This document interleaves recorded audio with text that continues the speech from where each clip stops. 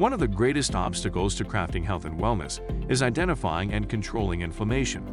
It's at the core of all complex and chronic diseases, and it's the driving mechanism that underlies the most common symptoms that people like you struggle to overcome. Join us as we explore cutting-edge science and research to give you the information and tools you need to create the quality of life you want and deserve. And now, here is the host of Inflammation Nation, Dr. Stephen Noseworthy. Well, good morning or good afternoon, wherever you are, whenever you are. It's Dr. Noseworthy. We're back with the Inflammation Nation podcast, and we're getting ready to wrap up the discussion on detox. I would imagine just a couple more episodes, and we'll have covered pretty much everything that I want to share with you. And I want to give you just a quick reminder that there is a lot more to the conversation of detox and to the practical application of detox. And if you're interested, you can hit my website, drnoseworthy.com. That's drnoseworthy.com. And you can check out some of the programs that I've got. These are do-it-yourself programs where you learn through video lessons just like this. There's PowerPoint presentations, and I have one called the 3D Detox, the New Science of Detoxification. And that's really the source material from which I have been drawing all of these podcast episodes. I want to go back, and I realized after I clued up the last episode that there was one frequently asked question that I neglected to talk about, and that is about gallbladder flushes.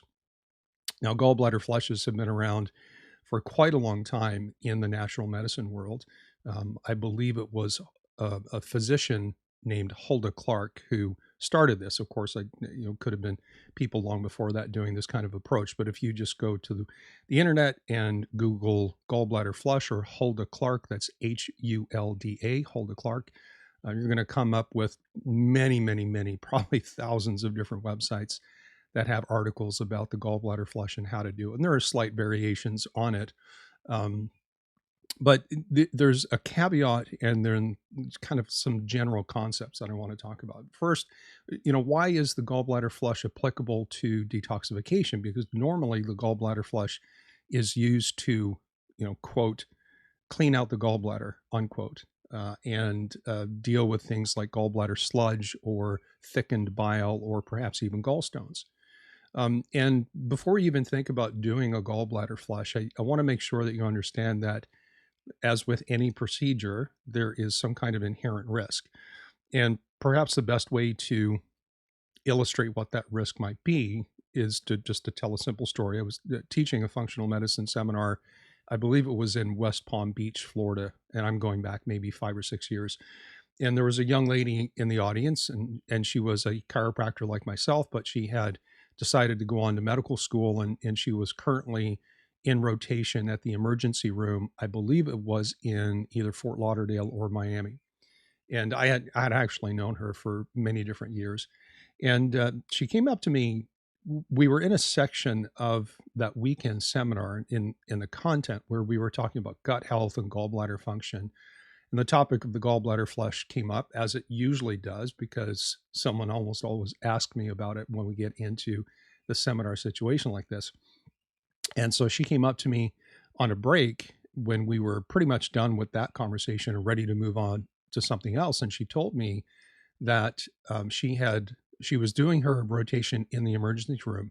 And just in that past week, they had seen, I believe it was 3 or 4 people who had presented to the emergency room with stones that were blocking their bile duct and causing pancreatitis, acute pancreatitis, which can be very, very severe. And it is an emergency situation. And they got there because they had done these gallbladder flushes at home. Now, I share this not to discourage you from thinking about doing a gallbladder flush or actually doing it, but just to share that there's a downside to almost everything. And unfortunately, in some cases, doing things like a gallbladder flush, the wrong person doing it the wrong way at the wrong time can really get themselves into some severe trouble. And like I said, acute pancreatitis is an emergency situation. And so when we came back from the break, I made sure that we finished off the conversation, which ended with this caveat that, and of course, I was aware of the situation. It was just interesting to see someone who was in the field of emergency medicine corroborating what I've been teaching and how I've practiced and applied this most of my clinical career. And that is, if you have any concerns that you have gallstones, or if you have a history of, say, pancreatitis, then doing a gallbladder flush is not smart unless you do something like a diagnostic ultrasound of your gallbladder, call it a right upper quadrant diagnostic ultrasound, or you could do a pan abdominal diagnostic ultrasound, and it will tell you whether or not you have stones. Do you have large stones or small stones? Do you have thickened bile and sludge? And these tests are, generally covered by insurance. Not that that's my main concern. The information and the data is my concern, not how much it costs. And even if you had to pay cash, you might pay $150 or something like that. And so my caution to you, if you're thinking about something like a gallbladder flush, is to be cautious and be smart. That is your default position. Like, don't do it unless you're absolutely sure that this is something that your body's going to be able to tolerate, and you're not going to put yourself in a bad situation. So like I said, I mean, gallbladder flushes are typically used to deal with gallstones or thickened bile and sludge. And it does increase the ability to excrete bile into the small intestine. Now, remember, most bile, like 97% of bile, is made of water. It's liquid, and it's made continuously by the liver. And in fact, this is probably a good time to point out that when we talk about phase 1, 2, 3, and 4 detoxification, phases 1, 2, and 3 all happen in the liver. And the gallbladder plays the role in storing and concentrating bile and squeezing it into the small intestine, where it can bind toxins that are in the small intestine, as well as things coming out of the liver into that small intestine as well. And because bile is used as one of our primary ways to bind and neutralize toxins and then excrete them, gallbladder function and biliary flow is really, really absolutely critical. And so and I'm not going to go through how to do a gallbladder flush. Again, information is readily available on the internet. But nevertheless, everything starts with the caveat, and the caution is, forgive me saying it this way, but just don't be stupid. Don't be stupid. Like, if you have any doubt Hi at there, all, it's don't Dr. do it. Noseworthy. And if you're Want to working with extend my someone who can order appreciation to all a of you in the diagnostic ultrasound Information for you, so Nation you can who check have and see what helped your my status podcast is, and that's become a probably great the smartest success in thing these before first you few run out months. I and buy yourself truly a bunch appreciate of it. olive oil and Also grapefruit wanted to let juice you and, know about my brand new whichever other do-it-yourself method you online use to try to program do a gallbladder called flush. the 5-Step Protocol. But I in designed this kind of program for talking people about who this want and, to and take charge thinking of their a own little health bit broader and stop waiting around for someone about else to tell them what to do. detoxification and some of I've the things combined that are old involved naturopathic principles in with the cutting-edge pre-tox, research or the to create a the truly deload unique phase, program right, where we're that will help actually you construct preparing your to own do gut a protocol. If you've detoxification ever wondered if process. you have gut infections, I also a leaky realized that gut, we or a didn't bad even touch on microbiome, something called then this lymphatic flow. program will walk you through the steps And I think to figure that out you probably and gives understand you the what tools that lymphatic you fluid need to is. formulate a practical If you strategy get to a help sick make from things better. like a cold or I a guarantee flu, at and the end of this you course have you'll those know more swollen about lymph your gut nodes than in your and doctor around your does, neck and your and you will feel jawline, confident that you know how lymph to is address basically your unique fluid that situation. collects You can check it cellular out waste, at my website at and it is the lymphatic system www.drnoseworthy.com. is That's chock full of immune cells, drnoseworthy.com. which is look why for the when you tab get at the sick, top it that tends to says get the gunked up. programs. Thanks And for that's listening. not a scientific term, of course. But we tend to accumulate cellular waste in the lymphatic system, and in some cases, that lymphatic system doesn't flow freely, and these things just kind of sit around, and they can continue to churn out inflammatory responses or be a constant irritant for the immune system. And so, lymphatic flow is really important. And it's really important, not necessarily just in the context of, say, getting over a cold or a flu. You may have heard of things like lymphatic massages. There are massage therapists that actually specialize in this. I think most massage therapists know how to do the techniques, but there are some people that is their business. That's almost all that they do, is to make sure people can have good lymph flow, and that kind of decongests their body and their system. Again, very advantageous if you're dealing with some kind of an illness like a viral infection or something like that. But turns out that lymphatic flow is really important for detoxification as well. And the reason for that is because as your cells are going through the process, and it's an ongoing process, of course, going through the process of cellular metabolism, they spit out, if you will, waste products that are part of natural physiology. But it just so happens that your cells, particularly your fat cells, constantly leak out small amounts of toxins that are stored in them. And we've talked before about how toxins are fat-loving molecules, and so they tend to store in fatty tissues, mostly in your fat cells.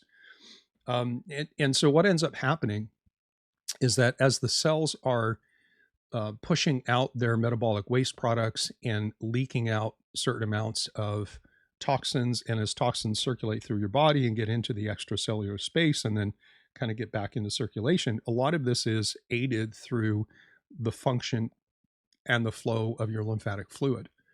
And this is where some kind of basic rules are really important. Like 95% of lymph is water. And so hydration, body hydration is absolutely critical.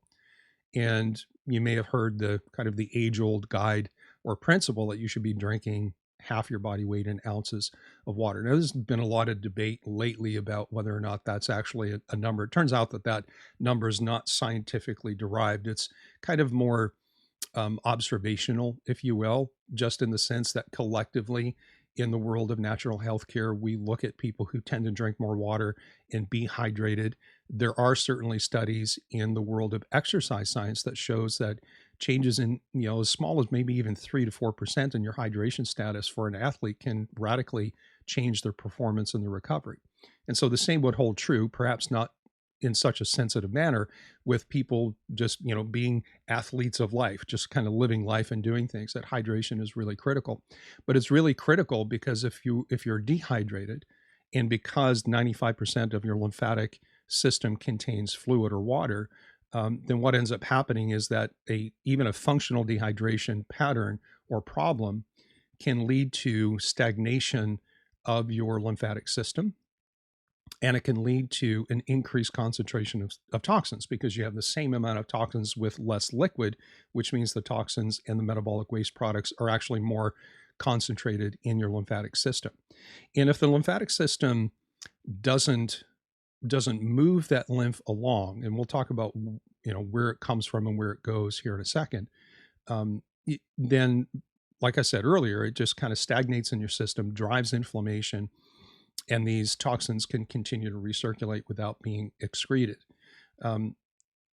Perhaps the most important thing about the lymphatic system as it relates to detox is that lymphatic vessels, because this is a tubular system, just like your arteries, just like your veins, the lymphatic vessels don't have a muscular wall. Your arterial system has a muscular wall. Your intestinal tubular system has a muscular wall, and as it contracts, it moves its contents along. Like in the gut, that's what we call peristalsis.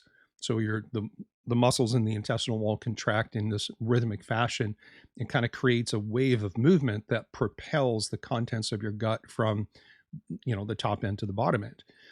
The same again is kind of true of your vascular system, where, of course, with the vascular system, you have a heart that pumps and creates pressure. But there's a vascular wall that can either constrict or dilate your arterial system, and this is actually where we get blood pressure from. Lymphatic vessels don't have a muscular wall, so in and of themselves, and they don't have a pump, at least not an inherent pump like the heart with the vascular system. And so it turns out that the only way that we can move lymph through our system, through our body, is by physical activity. It's actually the contraction of the muscles of your skeletal system, your quads, your legs, your arms, your core, your calves, all of these things. This is what makes lymphatic fluid move. And so one of the baseline things that you can do actually to help improve your lymphatic flow and have a beneficial impact on both your inflammatory state, your immune system, as well as your detoxification status, is to be able to move, right? Kind of one of the worst things that we do when we're sick is we just lay down. And I understand, like, fatigue and rest and all that kind of stuff is important, but there's a trade-off in the sense that when you're laying down and resting for days on end, you're not moving your lymphatic system, and that's actually not beneficial whatsoever. So a little bit of activity in those contexts is important, but physical activity is the most critical thing. And, supplements and some other strategies can help as well, but really movement is absolutely important. And so the lymphatic system, like I said, it collects your cellular waste products and toxins that are in and around the cellular space.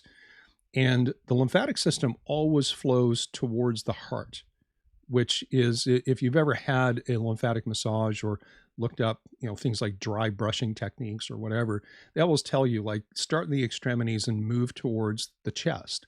And that the whole point of that is to try to get some kind of a physical or mechanical force to squeeze the juice, if you will, through that lymphatic system to get it back to the heart. Because ultimately, at the end, when we look at how lymphatic flow ends up in the heart and all of that extracellular waste and all the toxins that get collected by the lymphatic system ends up in the heart, which then recirculates that through the system. We'll come back to that in a second, but let's start with where the lymphatic system begins, because it's a closed tubular system. It's basically a big loop, right? And again, it's connected to the heart, but where the lymphatic system really actually begins, at least from a function standpoint, is down at the cellular level, where lymphatic tissue takes up the fluid that includes the cellular waste, again, from cellular metabolism, as well as the toxins that are in and around the cells and leaking out of the cells.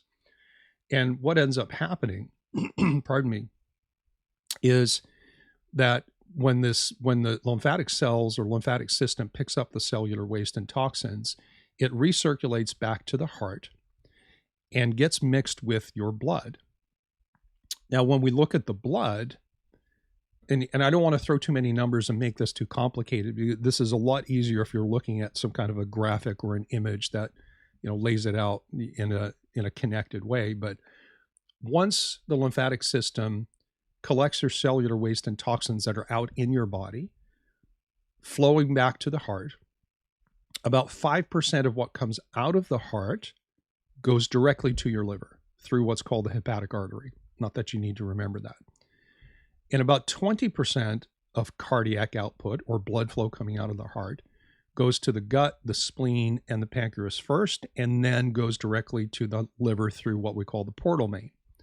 And so when we break it down and understand that the lymphatic system collects waste material and toxins from your entire body and brings all of that through muscular contraction, physical movement, back to your heart, and then the heart redistributes that by mixing it with blood, about 25% of the blood flow that comes out of the heart into the liver.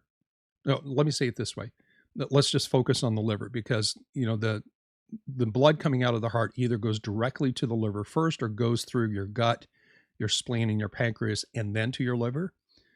But about 25% of the blood that flows into the liver is oxygenated blood that comes through the heart via the respiratory system.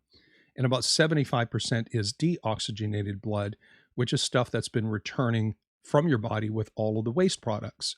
And so the vast majority of blood going into the liver, where we see phase 1, phase 2, and phase 3 happening, is deoxygenated blood that is full of metabolic waste products and toxins, which is, number one, why the liver is so important, why blood flow is so important, why the lymphatic system is so important, and hence why movement is so important.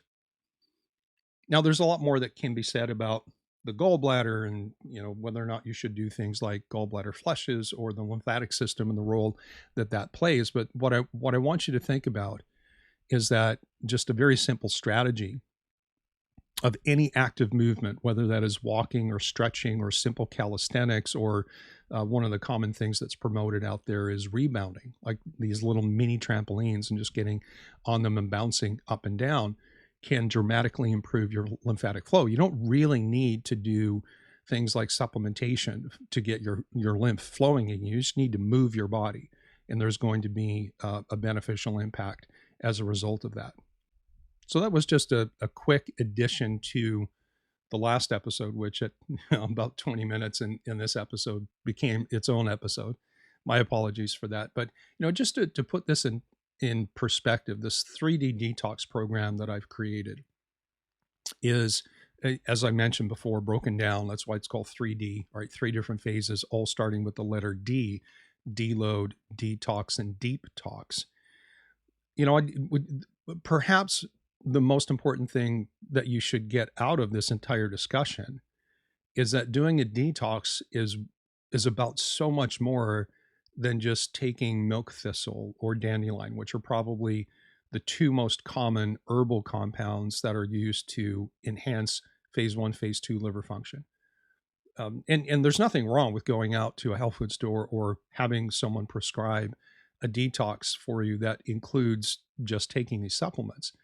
But doing that in and of itself, while not a bad idea, is certainly not complete in the sense of all the things that you need to consider when it comes to doing a detox. And I know that I've said before that I don't really like saying that, but it's just common parlance. Detox is that ongoing process. And so the conversation about actually the detox phase of, say, a 3D detox, or let's just call it a properly executed detoxification protocol.